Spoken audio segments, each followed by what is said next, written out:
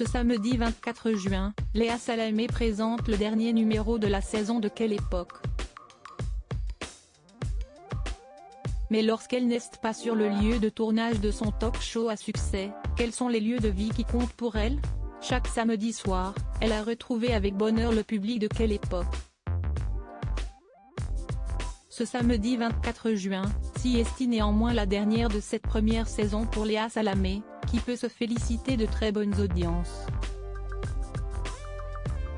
Les vacances peuvent commencer pour la journaliste, qui va pouvoir retrouver les siens, notamment son compagnon Raphaël Glucksmann, leur fils Gabriel, 6 ans, ainsi que l'aîné du politique, Alexandre 11 ans.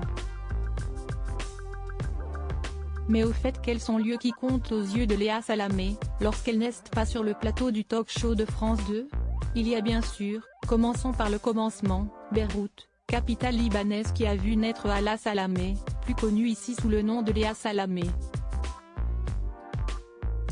En 2020, la journaliste y retournait et partageait alors son émotion sur les réseaux sociaux. Après les explosions du 4 août de cette année-là, qui ont détruit façades et rues, fait plus de 190 morts et 6500 blessés, elle y a mené des interviews dans le cadre de la soirée Tous unis pour le Liban. Beyrouth mon amour, entre les ruines et les larmes, la vie reprend peu à peu, commentait-elle alors. Après avoir passé ses 5 premières années dans cette superbe cité, elle a rejoint Paris.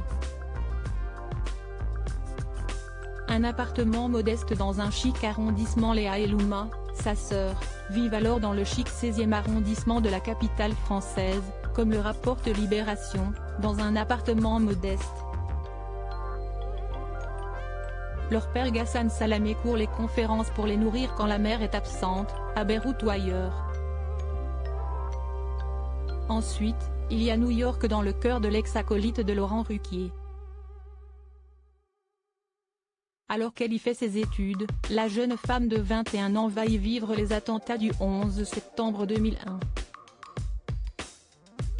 Réveillée en sursaut par un bruit violent, l'étudiante de Sciences Po, venue pour un stage, enfile une jupe, des tongs, un t-shirt et pas de soutif, pour aller chercher en bas de l'immeuble son pain au raisin, quand elle va finir par réaliser le chaos. Et là, un énorme tsunami de poussière nous est tombé dessus. J'ai couru vers le nord en pensant qu'on nous tirait dessus. Je voyais des oiseaux tomber, c'étaient des hommes, mais je ne le comprenais pas. Et puis, il y a la Corse. Léa Salamé passe en effet nombreuses de ses vacances d'été sur l'île.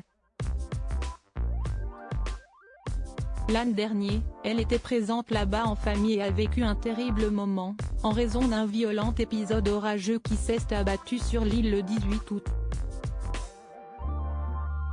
Mais cela n'a pas empêché la journaliste de passer un séjour paradisiaque. Merci la Corse, t'étais trop belle cet été, partageait-elle sur Instagram, avec de superbes clichés de paysages.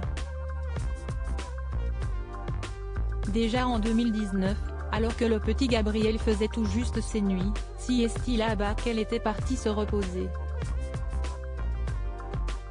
Un lien indéfectible.